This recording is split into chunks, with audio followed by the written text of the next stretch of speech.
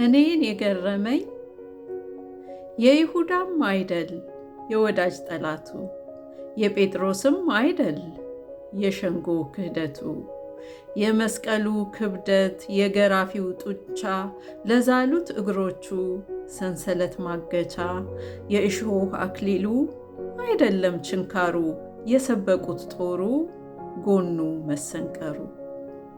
የቃል ዘር አምክኖ እንዳልገልጸው ሆኖ ውስጤን ያናወጠ ጥልቅ ምስጢር አለ፣ ዕዳ ከናራጣው ደርቦ የከፈለ።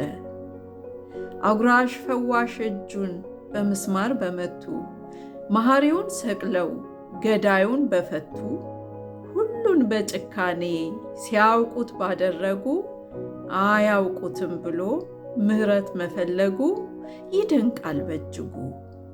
ከዚህ ድንቅ መካር ምሕረት ካነገተ፣ የአዳም ዘር በሙሉ ፍቅርን በሸመተ፣ ሰላም እንደጠማው ዕድሜው ባልሻገተ።